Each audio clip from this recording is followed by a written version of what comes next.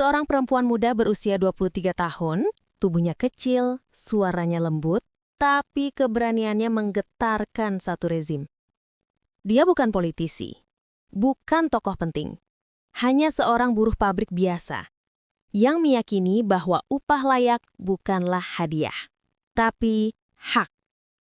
Dan demi keyakinan itu, ia menghilang. Lalu ditemukan tak bernyawa di sebuah gubuk bambu dengan tanda-tanda kekerasan yang terlalu brutal. Namanya Marsinah. Sampai hari ini, kebenaran tentang kematiannya masih seperti pintu yang tak pernah benar-benar dibuka. Di video kali ini, kita membuka kembali lembaran sejarah yang pernah berusaha dikubur dan isinya menggetarkan.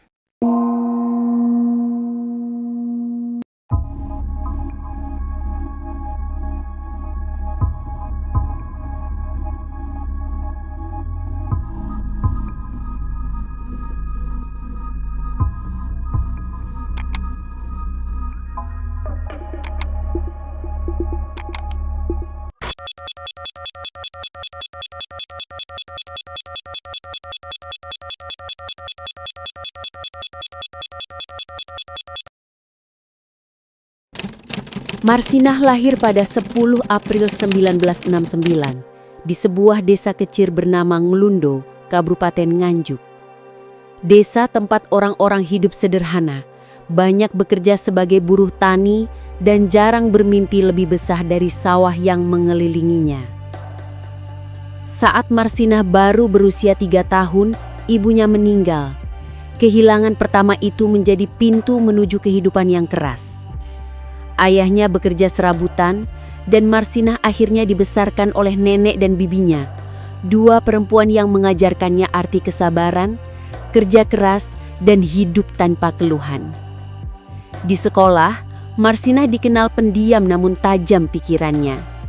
Ia suka membaca apa saja, kliping koran, buku pelajaran bekas, dan berita-berita buruh yang ditemukannya di warung. Kegemarannya itu membuatnya berbeda. Ia tumbuh dengan kesadaran kritis, meskipun hidup dalam keluarga yang sangat pas-pasan. Masuk remaja, ia ingin bersekolah tinggi, tapi kemiskinan tak memberi ruang. Marsinah muda akhirnya bekerja apa saja, membantu nenek, menjual jajanan kecil, lalu merantau ke kota mencari penghasilan tambahan. Merantau baginya bukan pilihan, tapi satu-satunya jalan.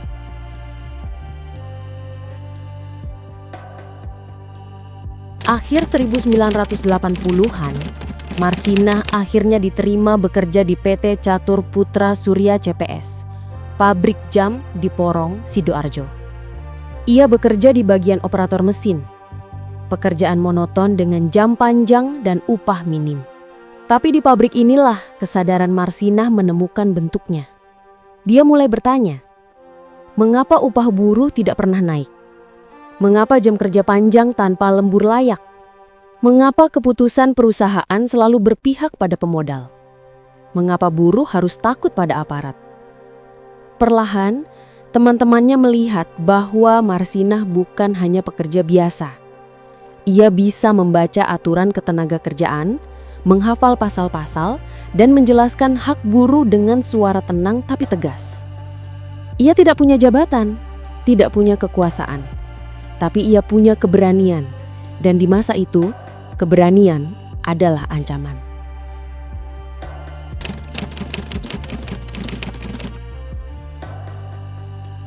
Awal 1993, Gubernur Jawa Timur mengeluarkan surat keputusan upah minimum provinsi. Upah buruh seharusnya naik, tapi PT CPS menolak. Manajemen beralasan, perusahaan rugi, tidak mampu membayar, buruh harus mengerti. Buruh tidak tinggal diam. Pada 3 Mei 1993, 12 pekerja menyampaikan protes. Diikuti ratusan buruh lain yang mulai berkumpul. Marsinah tidak memimpin aksi itu. Namun dia aktif mengumpulkan informasi, mencatat jalannya perundingan, dan memahami aturan legal. Dalam dunia buruh, orang seperti itu sangat berbahaya. Bukan bagi buruh, tapi bagi mereka yang ingin buruh tetap diam. Tak lama setelah aksi, 12 buruh dipanggil secara misterius ke Koramil. Di masa Orde Baru, pemanggilan Koramil bukan sekedar panggilan, itu intimidasi. Mereka dipaksa menandatangani surat pengunduran diri. Berita itu membuat Marsinah gelisah. Ia memutuskan meminta salinan dokumen resmi perusahaan, langkah yang terlihat kecil, tapi pada masa itu, tindakan seperti itu dianggap melawan sistem. Dan mulai detik itu, Marsinah masuk dalam daftar orang yang harus diurus.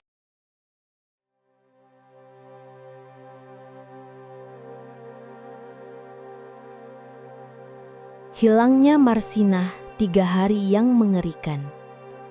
5 Mei 1993, Marsinah pergi sendirian dari kosnya di Sidoarjo. Ia membawa catatan mengenai pemanggilan buruh ke Koramil. Teman-temannya menyangka ia hendak menuntut kejelasan. Ia tidak pernah kembali. 6-7 Mei 1993. Marsinah masih hilang. Tidak ada kabar. Teman-temannya mulai panik, tetapi tekanan militer membuat mereka takut melapor. 8 Mei 1993.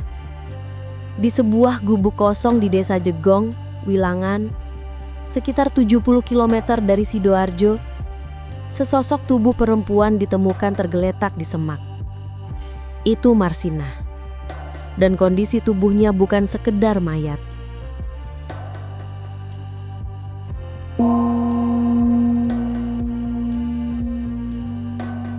Menurut otopsi, Marsinah mengalami patah tulang di beberapa bagian, memar akibat benda tumpul, tanda-tanda penyiksaan brutal, kemungkinan penyiksaan seksual, luka akibat pengikatan di pergelangan tangan dan kaki, dan tanda-tanda bahwa ia sengaja ditinggalkan untuk mati perlahan. Pada tubuh Marsinah, terdapat luka-luka pada pipi, siku, lengan, perut, luka-luka robek di bagian perut, tulang punggung bagian depan hancur, memar pada kandung kemih, usus, dan pendarahan pada rongga perut. Ini bukan pembunuhan spontan, ini eksekusi. Metodenya sistematis, pelakunya terlatih, pesannya jelas. Inilah yang terjadi pada orang yang menggoyang sistem. Kasus ini menggetarkan Indonesia, tapi yang terjadi setelahnya lebih mengerikan. Yang Anda tangani juga adalah kasus Marsinah. Marsinah ya, itu sekitar tahun 93-94 ada ya. Nah kawan-kawan banyak bilang, wah nekat lo lawan arus, nanti pulang nama, nggak macam gitulah. Kesimpulan Anda apa dok? Alat apa yang bisa menyebabkan sehingga tadi kita tulang kemaluan kiri patah berkeping-keping? Iya, patah. Kemudian menyebar ke sebelah tulang usus kanan, kemudian mantul lagi ke tulang dudukan lah, dasar panggul itu. Hingga satu, luka tembak paling bisa. Luka tembak? Luka tembak. Melihat lubang kecil dengan kerusakan yang masif, apa kalau bukan luka tembak? Jadi dimasukkan dalam rongga kemaluannya pistol dan ditembak? Tembak. Senjata api ya sudah. Kalau pistol kan kesannya otomatis gini, ada revolver juga kan, jadi kita senjata api. Dan apa konsekuensinya, apa artinya kalau kemudian bukan balok tapi senjata api? Konteksnya dalam kasus Marsinah? Jadi pelakunya siapa yang punya akses dengan senjata itu? Langsung kategori kelompok tertentu yang memiliki akses terhadap senjata api. Kita kan nggak bebas memiliki senjata. Ketika kebenaran disipuh dan diulang-ulang. Setelah tekanan publik meningkat, pemerintah Orde Baru butuh kambing hitam. Versi pemerintah saat itu bukan aparat, bukan militer, bukan siapa-siapa yang punya kekuasaan, melainkan direksi PT CPS dan beberapa karyawan. Mereka ditangkap, diinterogasi, dan mengaku melakukan pembunuhan. Namun kemudian mereka bersaksi di pengadilan bahwa pengakuan itu dipaksa oleh aparat tertentu. Pengadilan akhirnya melepaskan para terdakwa. Tidak ada satupun aparat yang dihukum. Kasus Marsinah kemudian masuk dalam laporan ILO atau International Labour Organization sebagai kasus yang tidak tuntas. Hingga hari ini, pelaku sesungguhnya tidak pernah dipenjara. Marsinah sudah pergi 30 tahun lebih. Tapi suaranya, suara buruh yang menuntut keadilan tidak pernah padam. Ia adalah simbol perlawanan buruh terhadap penindasan. Simbol keberanian perempuan dalam struktur yang menindas. Simbol bahwa suara sekecil apapun dapat mengguncang kekuasaan. Dan sejarah akhirnya mengakui itu. Pada 2025, pemerintah Indonesia menetapkan Marsinah sebagai pahlawan nasional.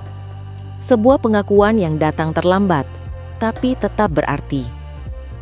Pada 10 November 2025, di Istana Negara, sebuah momen bersejarah telah tiba.